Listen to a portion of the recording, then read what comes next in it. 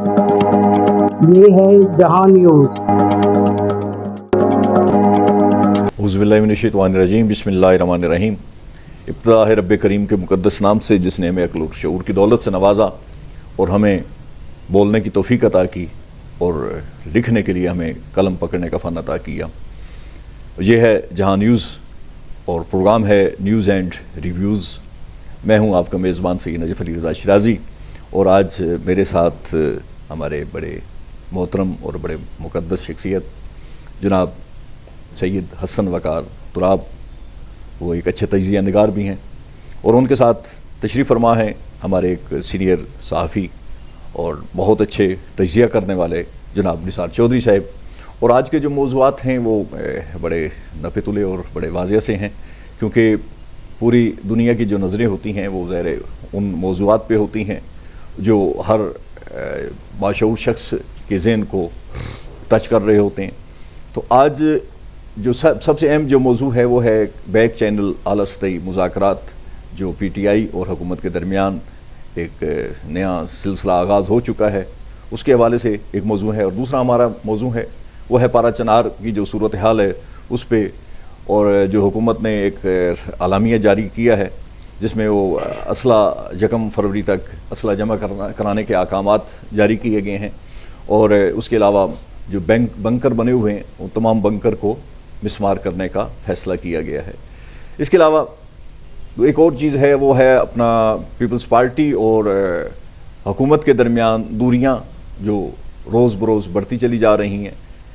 اور تیسرے اس کے علاوہ ایک اور ہمارے پاس موضوع ہے وہ ہے انسانی سمگلنگ جو پاکستان میں ایک افریت کی شکل اختیار کر چکا ہے، اور ایسی افریت ہے جو پوری قوم کو، پورے نوجوان نسل کو نگل رہا ہے، کیونکہ بڑی تعداد میں یہاں سے نوجوان اچھے روزگار کی تلاش میں باہر جاتے ہیں، لیکن موت کا شکار ہو کر ان کی لاشیں گھر پہنچتی ہیں، اور یہ ایک ایسا ثانیہ ہے، ایسا دلخراش مناظر ہوتے ہیں جو ہر گھر پہ، ہر علاقے میں گزر رہے ہیں۔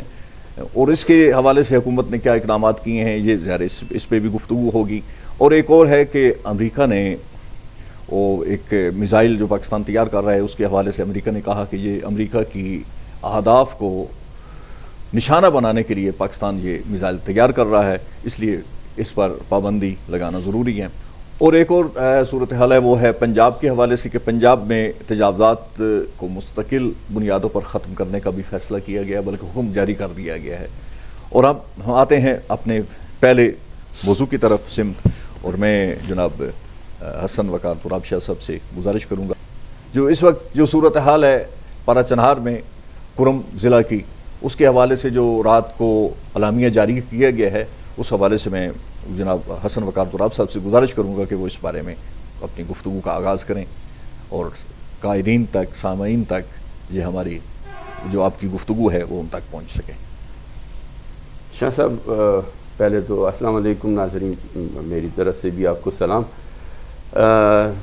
نجف صاحب نے جو سوال اٹھایا ہے وہ سوال ظاہر چھوٹا سا ہے، لیکن اس کے جو مضمرات ہیں یا وہ بہت طویل اور سنگین ہیں۔ یہ معاملہ کب سے ہے، اس کو کیسے ہر فریق جو ہے، ہر تجزیہ نگار یا ہر باشعور بندہ اپنے شعور اور ذہن کے مطابق اس کا تجزیہ کرتا ہے، اس کے جو سبب ہیں، اسباب ہیں، ان کا جائزہ لیتا ہے۔ لیکن حقیقت یہ ہے کہ اس معاملے نے ہماری جو حکومتی ریٹ ہے وہ ظاہر ہو گئی ہے کہ ہم کتنے کمزور ہیں، یا ہمیں اپنی پالیسیوں نے کتنا کمزور کر دیا ہے۔ آج اگر ہم یہ دیکھیں کہ پارا چنار یہ نہیں کہ کسی اور ملک کا شہر ہے، پاکستان اسی ملک کا شہر ہے، کے پی صوبے کا ایک علاقہ ہے، اور وہاں کے جو لوگ ہیں وہ بارڈر پہ آباد ہیں، اور انہوں نے آنا ہوتا ہے تمام معاملات کے لیے مرکز کی طرف، صوبائی مرکز پشاور ہے یا پھر اسلام آباد کی طرف۔ تو اب اگر ان کا راستہ بند کیا جائے اور ہماری حکومت راستے کھولنے میں ہی ناکام ہو، تو ہم کیا کہیں کہ ہماری کتنی طاقت ہے حکومتی اداروں کی یا ہماری پالیسی کیا ہے. یہ بے بسی کا وہ عالم ہے کہ جس پہ نہ رویا جا سکتا ہے نہ ہنسا جا سکتا ہے.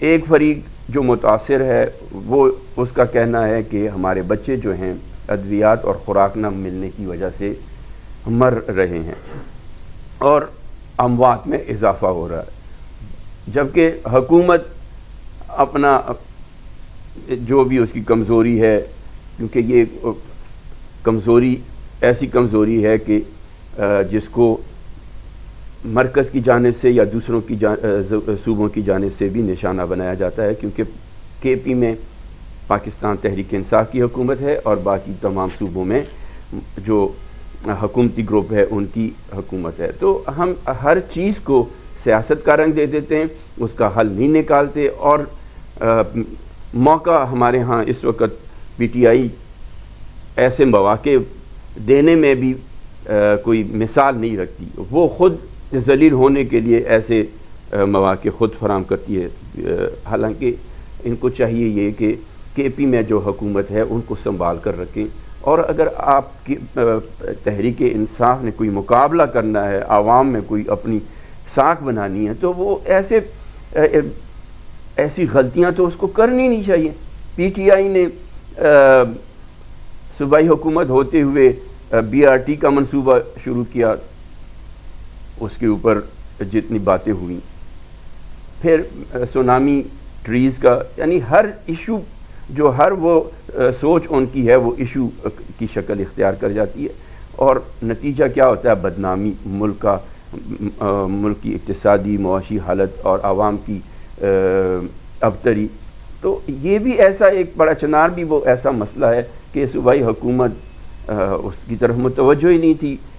اگر حکومت یہ کہہ رہی ہے کہ یا کہتی رہی کہ وہاں آگ لگی ہوئی تھی اور ان کو فکر تھی عمران خان کی رہائی کی، تو اس میں کوئی شک نہیں.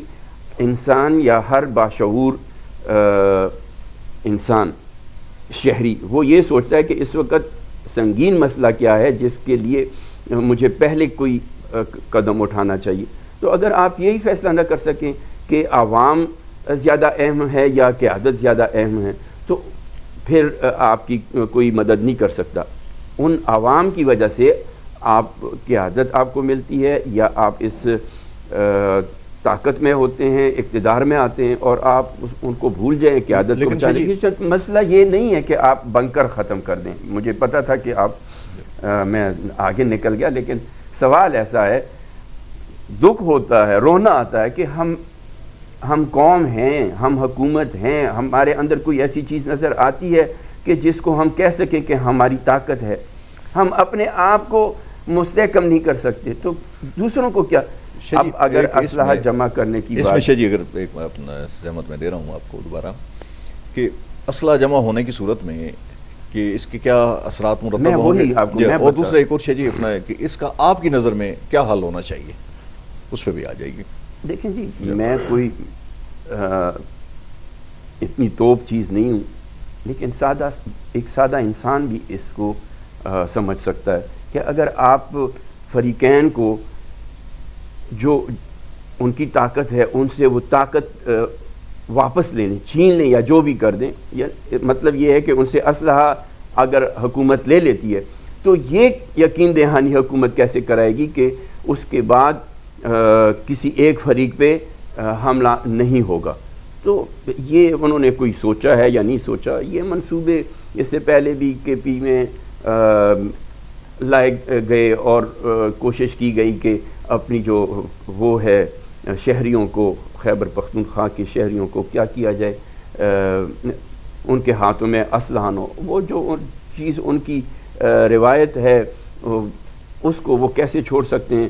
اور پہلے اگر آپ، میں تو یہ سمجھتا ہوں کہ ایک اگر شہر میں بازار میں آپریشن ہوتا ہے تجاوزات کے خلاف، تو وہ تجاوزات جب ہوتی رہیں، آپ انتظامیہ یہ ڈی سی یہ تیسرے چوتھے پانچویں ہر محکمے موجود ہیں، اس وقت وہ خواب غفلت سوتے رہیں تو تجاوزات بڑھ جاتی ہیں. اب اگر آپ کو حکم ہوتا ہے تو آپ اس کو ختم کر دیتے ہیں. میں کل شہر میں گیا تو حیران رہ گیا. میں نے کہا یہ تو ادھر پیدل چلنے کی جگہ نہیں ہوتی تھی. آج کیا ہو گیا؟ پھر مجھے خیال آیا کہ حکومت پنجاب نے تو اگر آپ مضبوط کوئی بھی حکومت ہے وہ ایسی اسلحہ رکھنا جائز نہیں، ناجائز میں آتا ہے، غیر قانونی عمل ہے.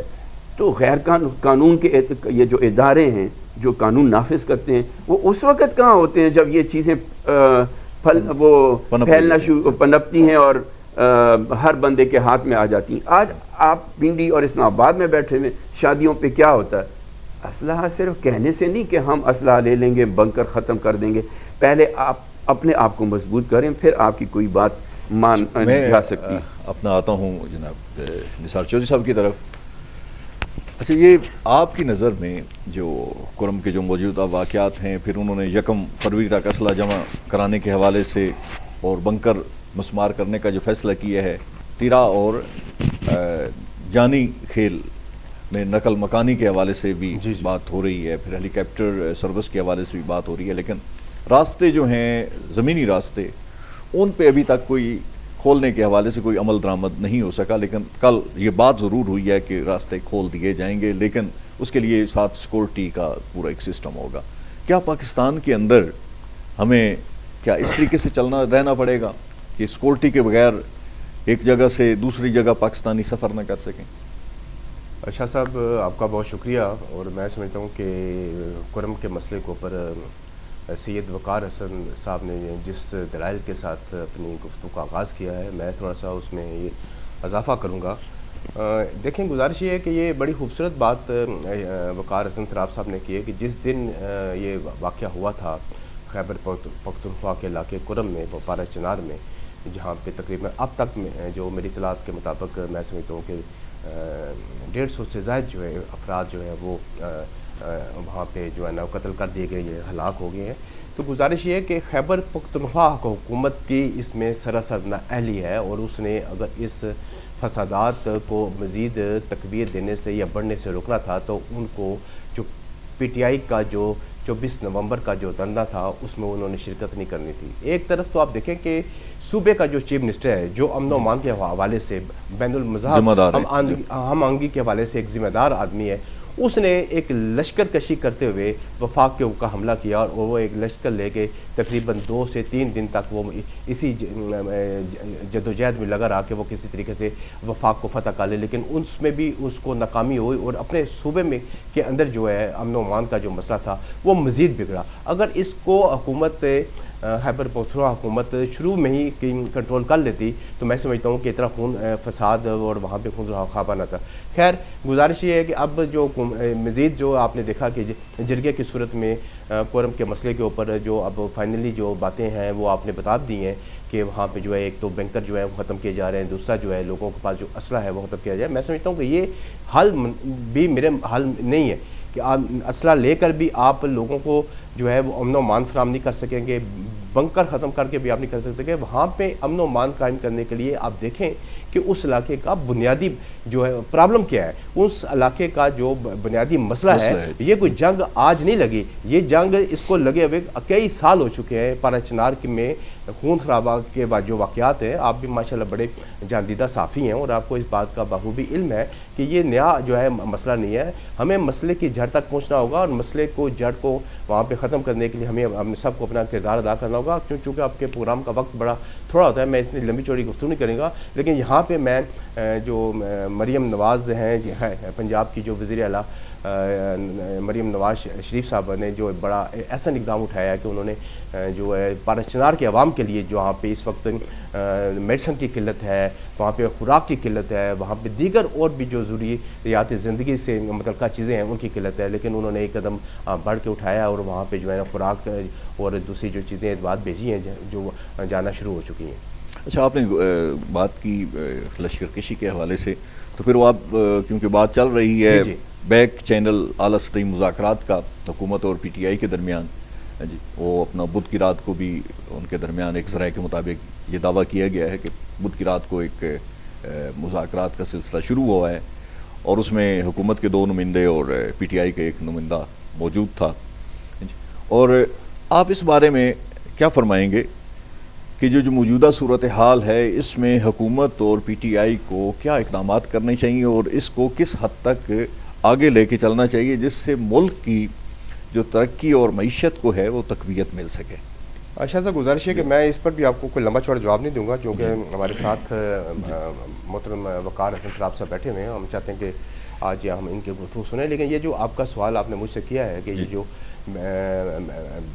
یہ جو مذاکرات جو ہیں پاکستان تحریک انصاف کے اور حکومت کے مابین جو ہیں ہونے جا رہے ہیں یا ہو رہے ہیں، اور میں سمجھتا ہوں کہ اس میں جو ہمارے اسپیکر ہیں ایاز صادق صاحب، ان کا بہت بڑا کردار ہے، اور انہوں نے ہی پاکستان تحریک انصاف کے جو قائدین کو ایک جمع کرنے کی کوشش کی اور مذاکرات کا دروازہ جو کھلا رکھا ہوا ہے یہ انہی کی وجہ سے ہوا. بلکہ لیکن اب جو صورتحال ہے میں آپ کو یہاں پہ آج بتانا چاہوں گا کہ یہ جو مذاکرات ہو رہے ہیں، یہ مذاکرات جو ہیں، یہ مذاکرات جو ہیں وہ ثابت ہوں گے. یہ قطعاً اس میں کوئی جو ہے نظر نہیں آ رہی. پاکستان نہیں، سنجیدگی بالکل ہے، لیکن جو ان کا موقف ہے پاکستان تحریک انصاف کا، ان کا موقف یہ ہے کہ بانی جو ہیں ہمارے چیئرمین عمران خان صاحب کو وہ ان کو رہا کیا جائے.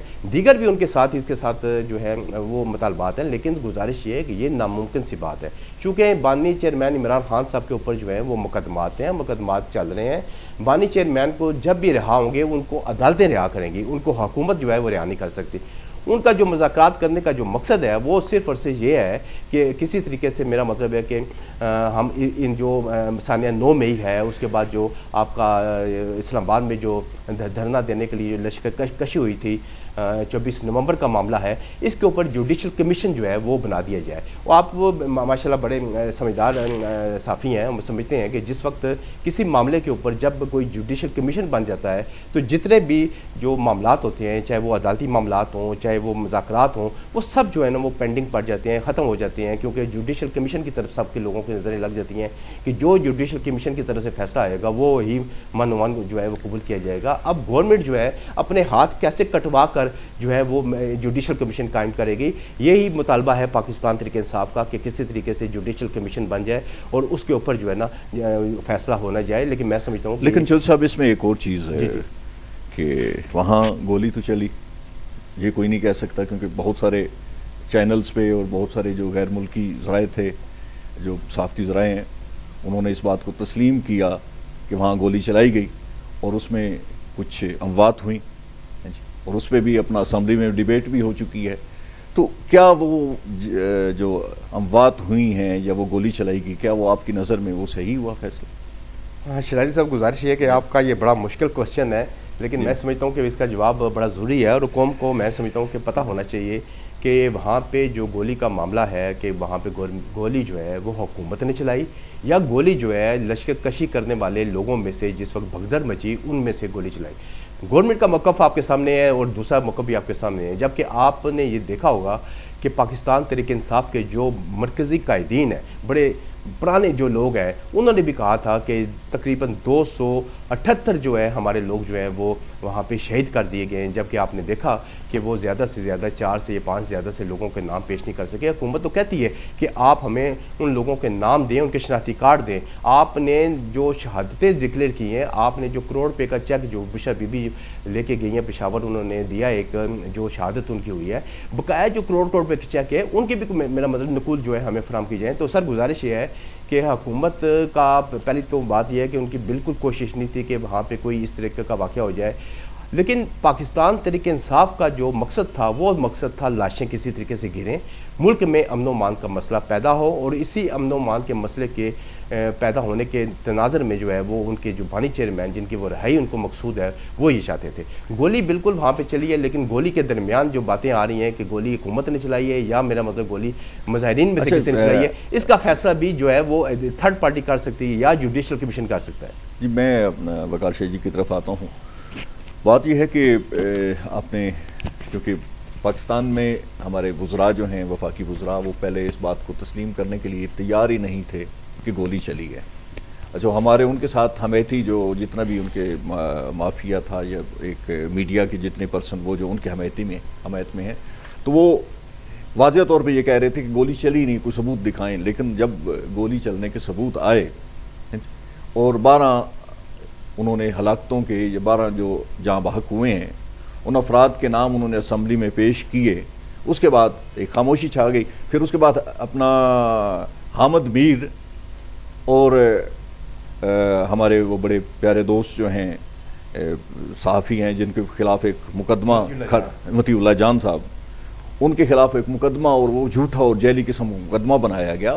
ظاہر ایک بڑا اس بات سے واضح طور پہ ثبوت ملتا ہے کہ حکومت اس وقت بوکھلاہٹ کا شکار ہوئی اور بوکھلاہٹ میں ہی مقدمہ بنایا گیا، کیونکہ ایسے مقدمات بوکھلاہٹ میں ہی بنائے جاتے ہیں. اچھا شاہ جی مجھے یہ بتائیے گا کہ جو موجودہ کی صورتحال میں کیا آپ کو یہ لگتا ہے کہ وہ لشکر کشی کرنے والے بقول نثار چودھری صاحب کے کہ وہ لشکر کشی کرنے والے لوگوں نے فائرنگ کی تھی یا وہ فائرنگ حکومتی ذرائع کی طرف سے ہوئی؟ اس بارے میں، اور پھر کیا جو موجودہ صورتحال میں ہے اگر اس پہ جوڈیشل کمیشن بنایا جائے تو اس کے اثرات آئندہ آنے والے وقت میں کیا مرتب ہوں گے؟ شاہ صاحب میں آپ کو اس بات کا کیا جواب دوں کہ کس نے گولی چلائی کس نے نہیں چلائی. جو گولیاں چلی ہیں دنیا نے دیکھی، ہم اسی کی طرف میں پھر واپس آؤں گا. یہ سیاسی معاملہ ہے، اس معاملے میں ہم کچھ نہیں کر سکتے، اور وہ کہیں گے کہ انہوں نے چلائی ہے، یہ کہیں گے کہ انہوں نے چلائی ہے. یہ معاملہ وہ اور نہ کوئی ثبوت دے گا. اگر ایک فریق سے مطالبہ کیا جاتا ہے، یہ بس میں نہ ہی مجھے اس میں انوالو نہ کریں. اگر ایک ثبوت تھوڑا سا ہنٹ کے طور پر میں آپ کو بتا دوں کہ ایک ثبوت سے اگر ڈیمانڈ یہ کیا جائے کہ جی آپ ثبوت دیں، تو جو ذمہ دار فریق ہے وہ اپنی ذمہ داری ادا کرتے ہوئے وہ خود ثبوت دے کے دیکھیں جی یہ جو اس وقت بھگدڑ مچی، یہ حالات تھے. گولی ان کے پاس بھی تو ثبوت ہونا چاہیے کہ وہ جو لشکر کش تھے، لشکر کشی کے لیے آئے، انہوں نے گولیاں چلائیں یا نہیں. انتظامات ہوتے ہیں حکومت کے پاس. یہ معاملات جو ہیں نا، یہ الجھاؤ، یہ کشیدگیاں پیدا کی جاتی ہیں تاکہ اب جس قوم کو یہ نہ سمجھ آئے کہ اس وقت ہماری ضرورت کیا ہے، استحکام یا عدم استحکام. ہم معاشی طور پر، اقتصادی طور پر تباہ ہوتے جا رہے ہیں، تباہ ہو رہے ہیں، اور ہر طرف سے ہماری مخالفت ہو رہی ہے، اور ہم ان حالات میں آپس میں معیشت کا ذکر کیا تو پھر میں اس طرف نہیں آؤں گا. یہ تو آپ نے سوال کیا تھا، اس لیے گستاخی ہو جاتی. میں آؤں گا اس طرف پھر کرم پڑا چنار کی طرف کہ اس کا حل، اس کی وجہ تنازعہ. کچھ کہتے ہیں کہ زمین بنتی ہے، کچھ کہتے ہیں کہ مذہبی جو فرقہ واریت ہے وہ اس کا سبب ہے. ہمیں ٹیکس ریونیو جو ہے بڑھانا چاہیے.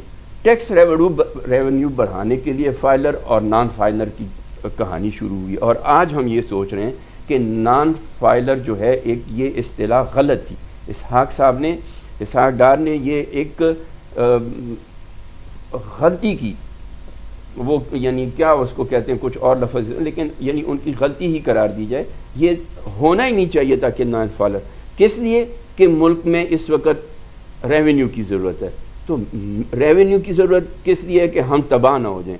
اس کے لیے اقدامات کیا کیے جا رہے ہیں کہ جو نان فائلر ہوگا، جو ٹیکس نہیں جمع کرے گا، اس کے تمام جائیداد بھی ضبط کر دی جائے گی، اس کو جائیداد خریدنے کی اجازت نہیں ہوگی، اس کا شناختی کارڈ بلاک کر دیا جائے گا، اس کے اکاؤنٹ بلاک کر دیے جائیں گے، اس کو ملک میں رہنے کی کیا ہوگی؟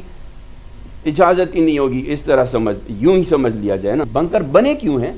بنکر آپ کو بنانے کیوں پڑتے ہیں؟ وہ اس وجہ سے بنانے پڑتے ہیں کہ آپ عوام میں وہ نہیں کر سکے. عوام کو ایک ہونا چاہیے، عوام کو دشمن نہیں. مسلمان کیسے دشمن ہوتا ہے آپس میں؟ لیکن اگر آپ کو کوئی مسلمان یعنی کسی ایک فریق کوئی مسلمان ہی نہ سمجھا جائے تو پھر تو یہ معاملہ دنیا بھر میں جو ہماری بدنامی کا سبب بن رہا ہے وہ انسانی سمگلنگ ہے.